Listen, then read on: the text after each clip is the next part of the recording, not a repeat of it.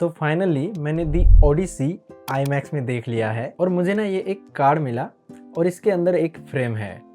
ये frame trailer का मेरा सबसे फेवरेट फ्रेम था, लेकिन मूवी में इस फ्रेम को काट दिया गया है क्योंकि नोलन नहीं चाहते थे कि उनकी मूवी 3 घंटे से ज्यादा लंबी हो। बाय द वे ये था मेरा थिएटर और ये मैं हूँ। मेरी हाइट है 5 फीट 8 इंच और ये थिएटर की हाइट है 87 फीट। तो चलो बात करते हैं कि दी ओडिसी मुझे कैसी लगी। काफी टाइम बाद वीडियो बना रहा हूँ तो प्लीज आखिर तक देख लेना, क्योंकि मैंने इस मूवी को आईमैक्स में देखा तो जो चीज मुझे सबसे बेस्ट लगी, जो मैंने सबसे ज्यादा फील किया, वो था साउंड डिजाइन। आई फेल्ट कि the IMAX is more about sound than the visual, क्योंकि हर एक साउंड का इम्पैक्ट और बेस का जो वाइब्रेशन होता है वो मुझे मेरे सीट पे फील हो रहा था। एंड बिकॉज साउंड इतना इम्पैक्टफुल था और मैं ऐसे सीट पे बैठा था जहां से मुझे स्क्रीन के अलावा कुछ और दिखाई नहीं दे रहा था, तो मुझे ऐसा फील हो रहा था कि मैं उस आईमैक्स कैमरा का लेंस हूँ और मूवी का सीन मेरे आगे चल रहा है, क्योंकि जो फ्रेम उस लेंस के विजन में आता है वही फ्रेम मेरी आंखों के विजन से दिख रहा था। अब अगर मैं क्रिस्टोफर नोलन की डायरेक्शन की बात करूं तो नोलन ने इस मूवी को इस तरह से डायरेक्ट किया है कि अगर आप इस मूवी को सही फॉर्मेट में देखोगे तो आपको ऐसा फील होगा कि आप ओडिसेस के साथ उसकी जर्नी पे हो। फॉर एग्जांपल वो सीन जहां पे ज्यूस ओडिसेस के जहाज पे स्ट्रोम और थंडर से अटैक करता है, वो फ्लैशी इफेक्ट्स के साथ उस सीन को एडिट करना, उसी तरह का साउंड डिजाइन और कैमरा मूवमेंट्स और असली पानी में असली जहाज के साथ उस सीन को शूट करके नोलन ने उस सिचुएशन का एक्सपीरियंस और एटमॉस्फेयर हमें फील कराया है। And same goes with the scene with Polyphemus monster and the monster with 6 heads. वो अचानक से आता है और जहाज से एक आदमी को धप्प करके उठा के ले जाता है। That was a pure horror scene. फिर उस सीन में जहाँ पे ओडिसियस के आदमी अपने कानों में बीवॉक्स लगाते हैं सायरन के सॉन्ग्स को ब्लॉक करने के लिए, और हमें भी कुछ सुनाई नहीं देता। Amazing editing choice.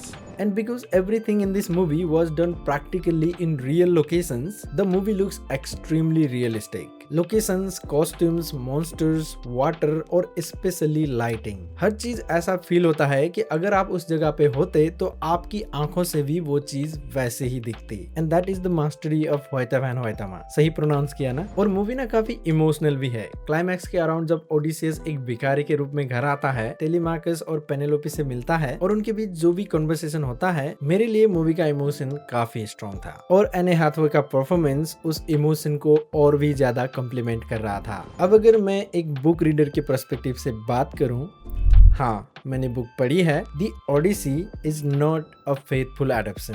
काफी ज्यादा चेंजेस है एंड आई अंडरस्टैंड कि नोलन हैड सम लिमिटेशंस, क्योंकि 3 घंटे से कम की मूवी में सब कुछ दिखाना पॉसिबल ही नहीं था। कुछ कैरेक्टर अपीयरेंसेस डिफरेंट है, कुछ कैरेक्टर्स के डेवलपमेंट डिफरेंट है। स्पेशली टेलीमार्कस, टॉम हॉलैंड का जो कैरेक्टर है, उसके जितने भी सीन्स थे इस मूवी में, बुक के कंपैरिजन में मुझे वो थोड़ा अंडरवेलमिंग लगा। और ओडिसियस बुक में थोड़ा कॉम्प्लिकेटेड कैरेक्टर है, लेकिन यहाँ पे उसको थोड़ा हीरोइक और सिंपैथेटिक दिखाया गया है। And the biggest change is the gods and their impacts on Odysseus journey. Movie में इस चीज को काफी सटल और इनडायरेक्ट तरीके से दिखाया गया है, लेकिन a difference is a difference. And I also want to talk about the music by Ludwig Göransson. Nolan की मूवीज से ना I always expect great music, क्योंकि ओपेनहाइमर, टेनेट और इंटरस्टेलर जैसे मूवीज के जो साउंड ट्रैक है उनको मैं अभी भी डेली सुनता हूँ। दी ओडिसी में लुडविग गोरांसन ने म्यूजिक दिया है and he is the same composer जिसने नोलन की टेनेट और ओपेनहाइमर में भी म्यूजिक दिया था। और इस मूवी में म्यूजिक बहुत बढ़िया है, हर एक सीन को म्यूजिक कम्प्लीमेंट करता है and Ludwig Göransson has done an amazing job. But मुझे ऐसा नहीं लगता कि कुछ साल बाद भी मैं दी ओडिसी के साउंड ट्रैक्स को